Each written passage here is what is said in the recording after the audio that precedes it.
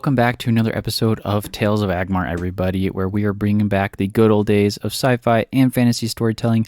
I'm your host, Sinjin, and we have a lot to cover today. First off, just a couple announcements. The Discord is, of course, still live, as I stated last week. It's free to join, no money involved with that. It's just another place for you guys to interact around the cast, and more importantly, the Tales of Agmar universe. Of course, ask me questions, propose topics for future episodes, etc. It should be a great place to just build like a good little community of us. Hopefully it doesn't stay little, but anyways, please come by, join it. We'd love to have you there. Next off, I've got Ko-fi. I talked a little bit about it a while ago that I was going to set it up. I finally set it up mainly for the reason of doing art, and there's a link to it in the description below. And when you hop into that Ko-fi, you'll see that there's a goal, and that goal, like I was just saying, is to help raise money for the continued creation of art for Tales of Agmar. My wallet is running out, just to be honest with you guys, and so, right, stuff costs money.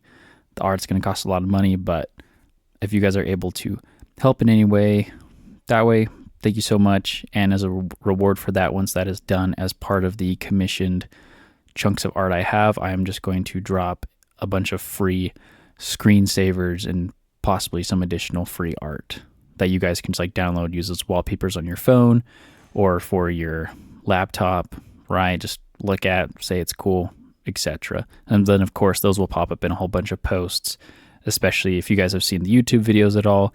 They'll pop up in the YouTube videos. Once I get more art, I'll do entire sections of this cast on YouTube. Like I'll just take the already done audio, it's on YouTube, but I'll make a new thing of it on YouTube with art so you guys can see more of what I'm talking about. I feel like that will help express the ideas I've been trying to express better, right? You'll be able to see things, the gist, the weapons. It'll make more sense if you guys have visual things. And after that, one last thing before we get into the meat of what we're going to talk about today is I am going to change when the episodes are dropping, right? So this is going to come to you Friday my time, might be Saturday for some other people's time. But I'm going to move it over to dropping every Monday, still at 7 p.m. Mountain Daylight Time. I just noticed that more people seem to be checking in around that time, and so I figured that I would drop you guys the episodes on Mondays instead of making you wait all the way until Friday. And so we've got this one, and then as soon as this next Monday rolls around, we'll be dropping that next episode along with this. Okay, now that everything has been talked about in ways of announcements, let's get into the Gearblades. Now, you're probably asking yourself, who are these Gearblades? You know, what do they do? Why are they tied to dragons? And most importantly, are they going to be cool, right? I feel like that's always a big thing. We're going to talk about something inside of a universe as if it's going to be cool or not cool. And of course, this is my own personal opinion, but the Gearblades are super cool. I've also introduced them to a bunch of other people. They have agreed with me as well that they are cool. And so let's get into this. Hope you guys enjoy.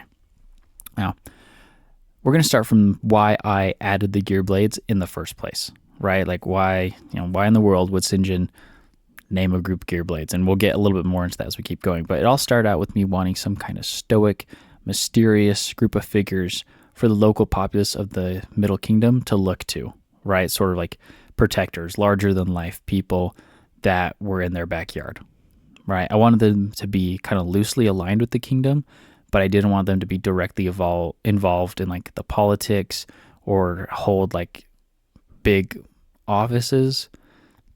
That kind of got blurred a little bit as the creation continued and turned into something better than I thought it would be at the beginning. And then I also just really wanted guys to run around with swords and kind of like go invisible and do cool stuff and have like this whole inventory system that we see a lot in video games. And you'll kind of see that be presented as we keep going through the Gearblades. But anyways, to stay with my notes, let's talk more about what a normal citizen of Agmar would hear when they think of the Gearblades, right? And first off, just to kind of get some thoughts going through your brain of what they look like while we're waiting for art to come out. This is what I've got. And you're going to see they're usually going to be in groups, probably like 2 to 5, of medium armored adventurers. Most Gearblades are going to wear padded armor that has chainmail underneath it, right? So kind of like that padded leather with some chainmail combo, if you can see that. Some will throw on cloaks. More than often, that's normally what they do, just for that air of mystery, but also the fact that the leather and chainmail isn't always like water heated, especially, or water treated, especially chainmail, right? You want to keep that as water free as possible, just to prevent rust, especially depending on what kind of metal that chainmail is made out of.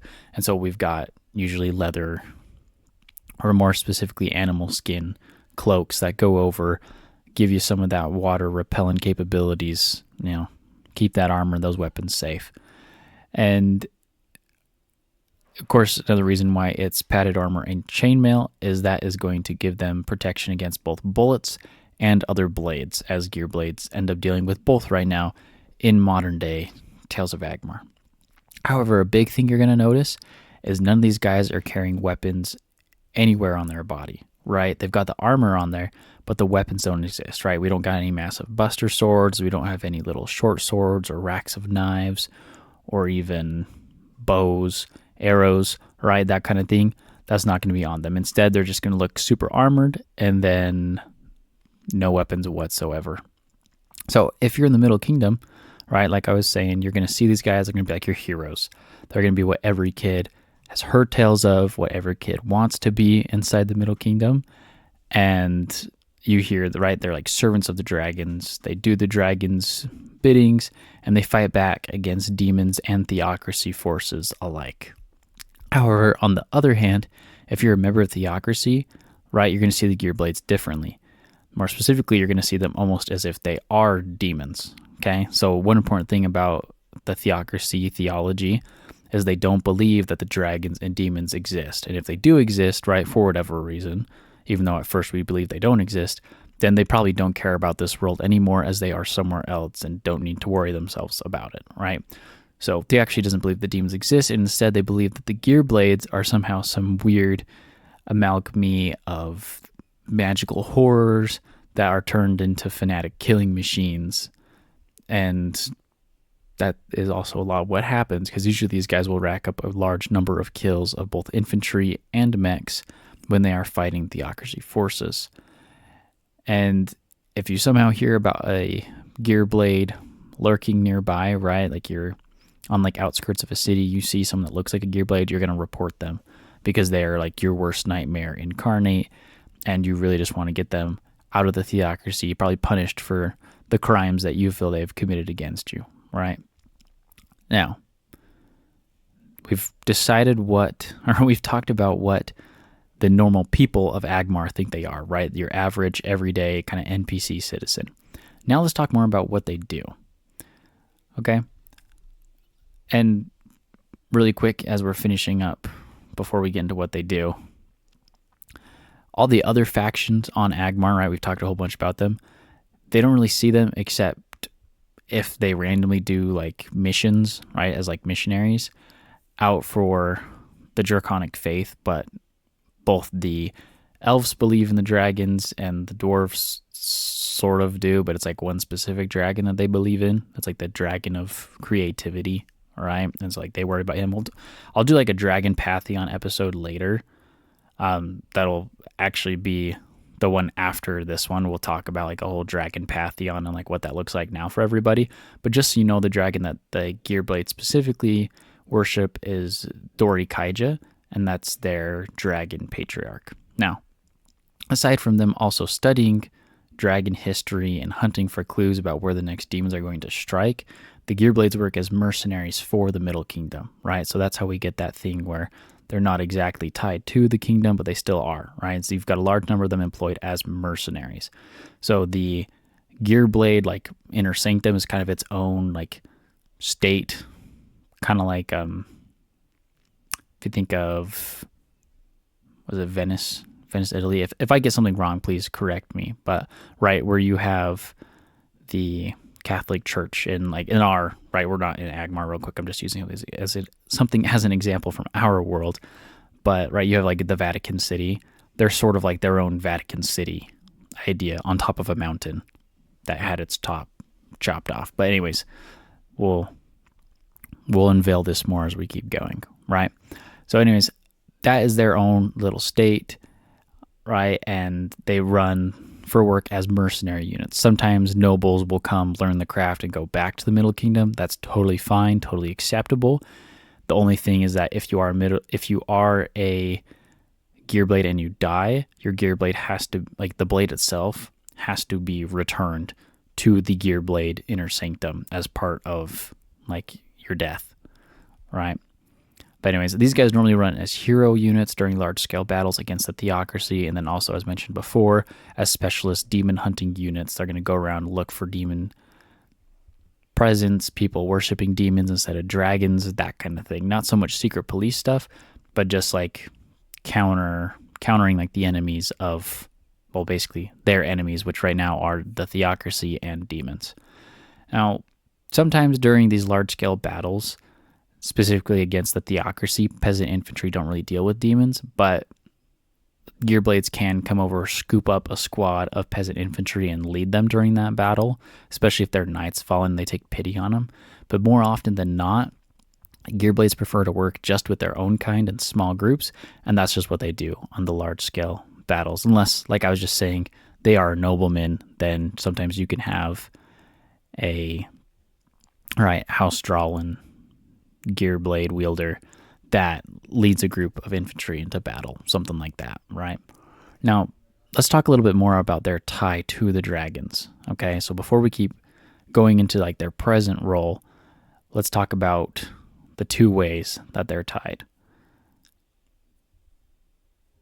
Sorry, not the two ways that they're tied, but the first being why they are tied to the dragons. There's two things that really dive into this next bit of talking about their present day role. Excuse me.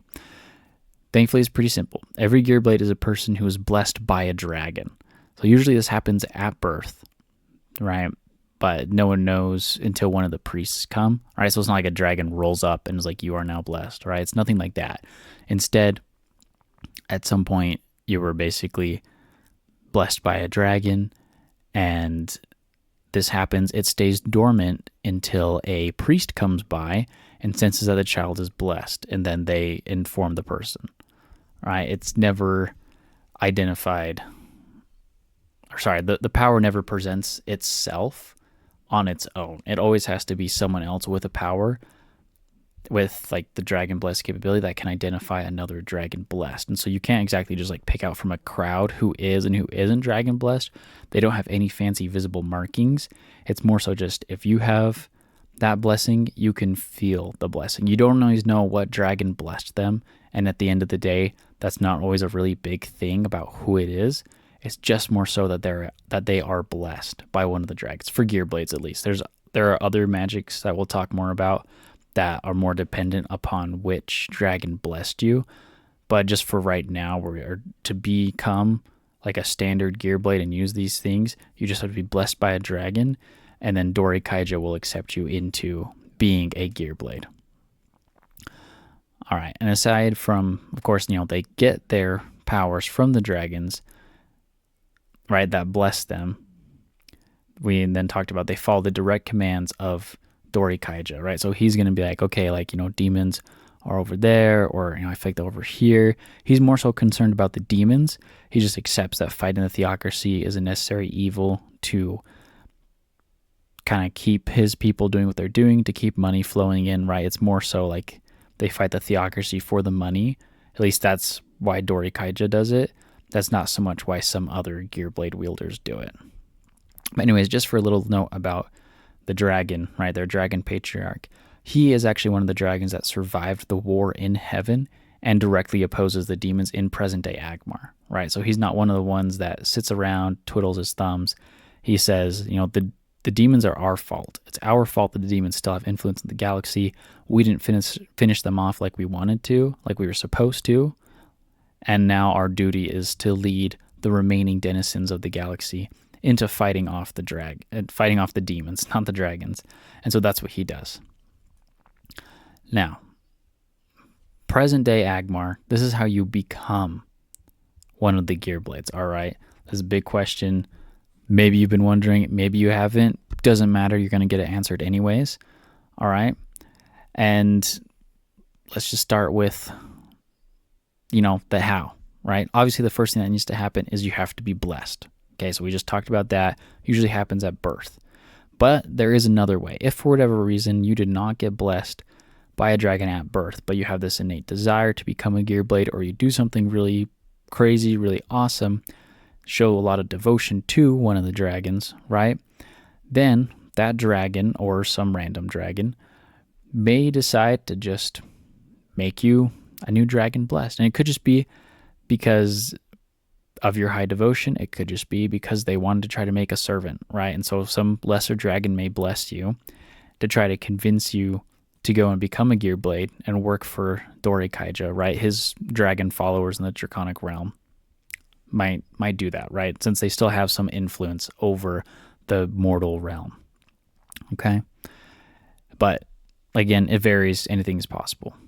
However, I should mention that this being blessed after birth is quite rare. It's not like an impossible feat or something. It's just the fact that at the end of the day, there's actually not that many dragons that do oppose the demons directly, and even less of those dragons have the ability to specifically connect individuals to the void, which is where we are pulling our magic from, is this place called the void. And that will come up later. Now, since you are dragon blessed, you're going to have to pass the initiate phase of being a Gearblade, where you would be called an initiate, right? And usually what would happen is there's like a village, or there's like, center area. Basically, you get picked up from the village, deemed an initiate because you're old enough and you're dragon blessed. Usually about 14, you get picked up as being an initiate. But then you now have to summon a sword. The only place, however, that you can do this test is at Gearblade HQ. So if you're in the colonies, or if you're in Middle Kingdom proper, you got to make the trek up to Gearblade HQ to summon your sword. Okay? And to do this, you're going to have to bring two things with you, right? Either the priest or the Gearblade that picks you up will inform you of this. But that first one is going to be a physical object, specifically a physical object that reminds you of a powerful memory. And then, of course, the other thing is that object. So really, it's only like one physical object, but you could still somehow forget the other one, right? Even though it is powerful, if you do something stupid, you might forget it. But you need those two things. And we'll touch on why you need those two things specifically in a minute. But once you have those two things right, you're going to come to Gearblade Central, and you're going to get as much time as you need to summon the sword. If you take like a really, really long time, like years, they might begin questioning if you really are dragon blessed or if Dori-kai-ja accepted you. But no one really fails once they are there and they're blessed, just because being dragon blessed is a pretty rare thing anyways, especially for people to still agree to become Gearblades once they are dragon blessed. Anyways, now you've got to remember those two objects, right? Or those two things. So that physical object is something physical that helps keep you anchored to this world, right? And then that memory keeps you anchored to that object that you got. And the reason why is because when you go to summon your sword, then the void, which, like we mentioned, is where all the powers come from, is going to try to pull you in. So you have to stay on your guard and keep yourself anchored to this plane while you're searching for the sword. And usually that doesn't involve a lot of like, oh, like I'm searching. It's just like you got to hold there and kind of wait for the sword to find you, and then it will like first appear in your like kind of like lightly closed fist. Then you can pull it out, kind of like a sheath, right? Now, once you've done that, you're officially an acolyte in the order of the Gearblades. From there, you're going to get assigned a master, or one is going to come find you, right? Depending on if you showed promise. If a Gearblade picked you up from wherever you're from, usually they just become your master anyways. And then you will join them on missions while they continue to teach you what it means to be a Gearblade and how you will do it, right? And they're going to go over how you do the other abilities, what that looks like, right? What it means to be a Gearblade, what following Dori-kai-ja means, and basically that aside from that, that's also going to entail, right, like how to keep summoning your sword in cool ways. There's more than just one way to summon it, but there's like a basic technique that we teach everyone. Putting other items into the void. Your void isn't just like you have like your own pocket in the void, but it's semi-limitless. And so you can keep putting stuff in there, like extra changes of clothes. You can put food in there, right? You can actually yourself, you can go in there, you can step through the void, kind of go invisible for a second, and then move in the material world and step out, and that'll actually let you go around. You can't be there for too long, or you can really get sucked into the void, You can use the power of the void to grip onto slippery objects, like climbing, for instance. You're going to use some weird, like, half there, half not thing on your hands with the void and be able to kind of climb up walls or be able to, like, stick on walls. And then, of course, at the end of the day, you got to know how to use a sword to actually be a gear blade, hence the gear blade term. Now, a quick little note I do want to add is there's basically two different classifications of like the gear sword. You either are going to pull a full length sword or you're going to pull out a knife. So you either get a gear sword or a gear knife. And they're all made of this very special material that's only found in the void and is like forged by the dragons and then sent through the void to the humans.